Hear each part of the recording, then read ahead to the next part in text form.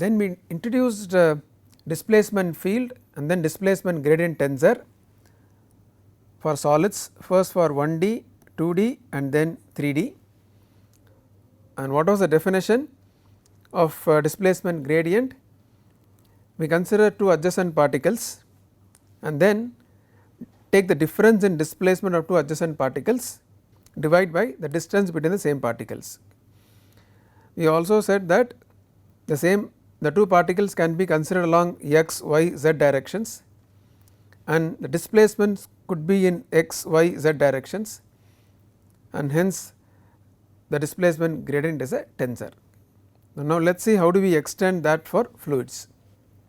Okay, this part is same as what we have seen in the last slide. For solids we have displacement gradient, difference in displacement of two adjacent particles divided by distance between the same particles, okay, and this is the displacement gradient tensor. Now for the case of fluids, let us define the velocity gradient. How do you define velocity gradient? Instead of displacement, now we take velocity. So the definition is difference in velocity of two adjacent particles divided by distance between the same particles. Okay. Now you can analogously write the velocity gradient tensor. Once again it is a tensor. The reason is we can consider the particles along the x, y, z directions and the difference in velocity can be along once again x, y, z directions, resulting in a velocity gradient tensor. Okay. Other way of explaining is that velocity itself is a vector. There are three components. Now you are looking at the gradient of that velocity component that could be in three directions, resulting in a tensor. Okay. Velocity in three directions and the gradient in three directions, resulting in 9 combinations of directions, resulting in a velocity gradient tensor. Okay. Okay. Then what we did in solid mechanics was, having discussed strain and discussed displacement field, displacement gradient, we expressed strain in terms of displacement gradient, and we are going to repeat the same exercise here, but now find relationship between strain rate and then velocity gradient. Okay. This is the diagram which you have seen. This is the diagram which you have discussed to relate strain and then displacement gradient, where we initially took a 2-dimensional plate or a 2-dimensional region of length delta x, delta y, and then it was subjected to a force, and so there was translation, rotation, normal strain, shear strain, meaning change in length and change in angle as well. Okay. So PQRS became P star, Q star, R star, and then let us say S star. Okay. And we also noted the displacements of all the points. For example, Ux at x comma y is a displacement of P, x displacement of P, and Ux at x plus delta x comma y is a x displacement of Q, and Uy at x comma y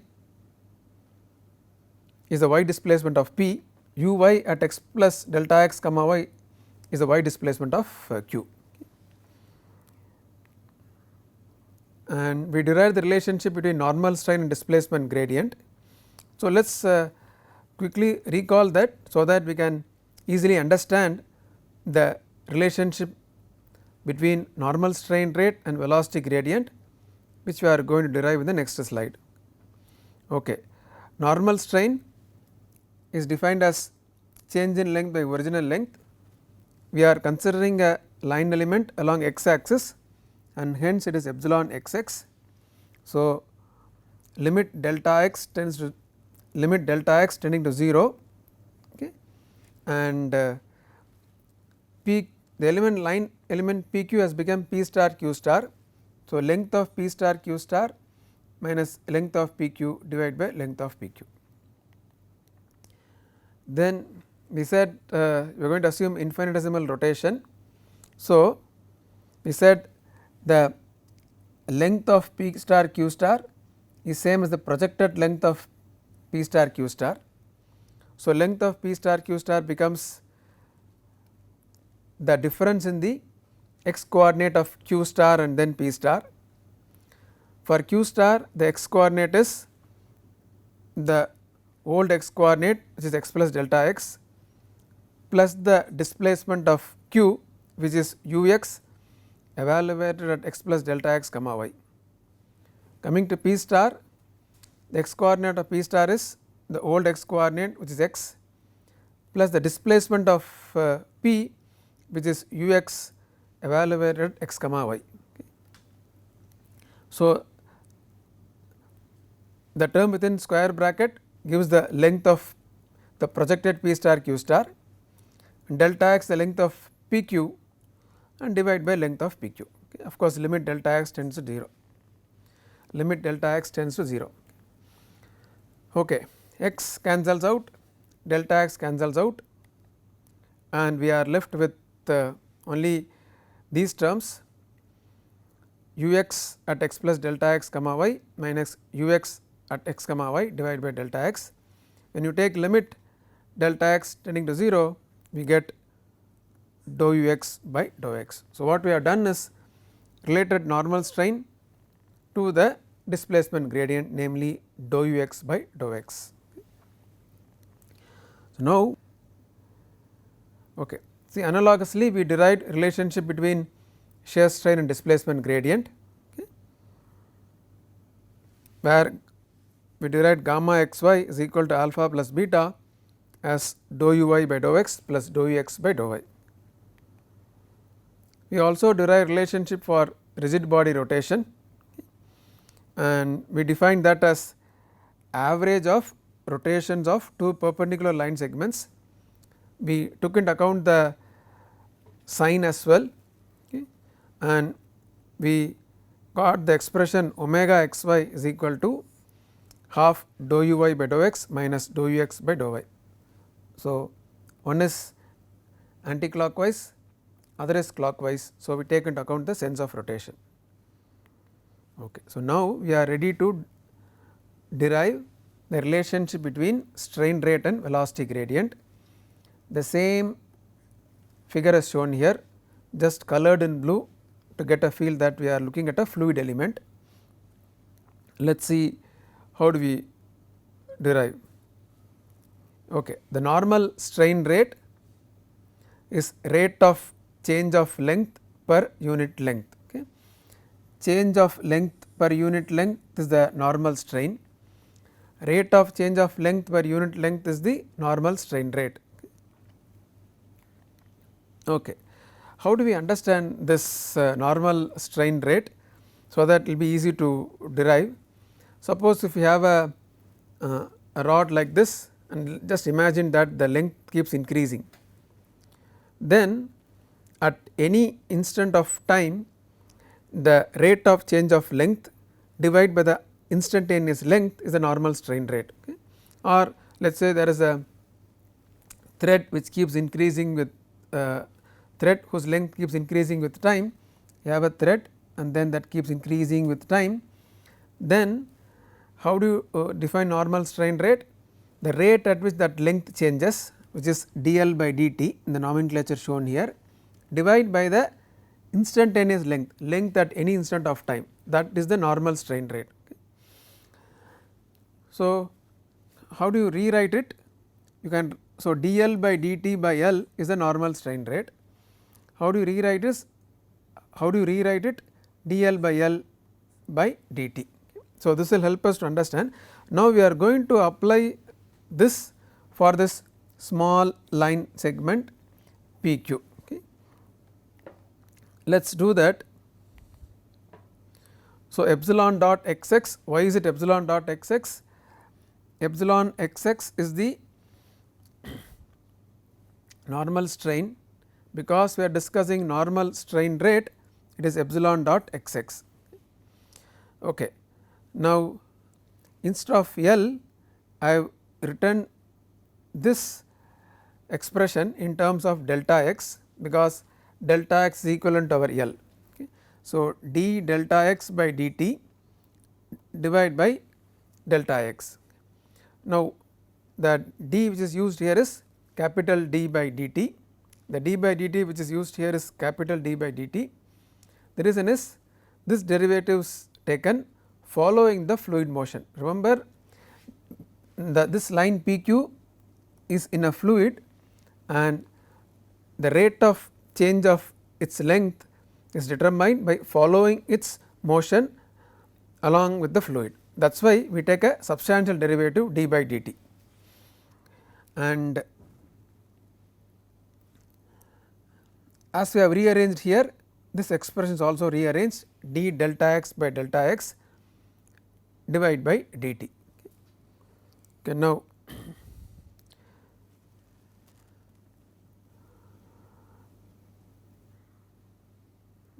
so how do you express this?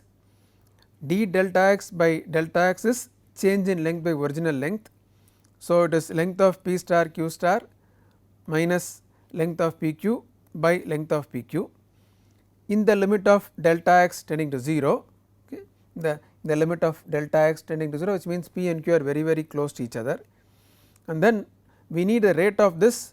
So, divide by delta t and then take limit delta t tending to 0.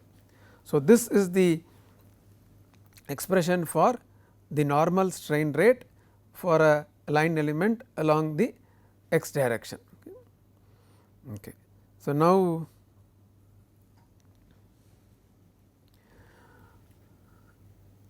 let us express this change in length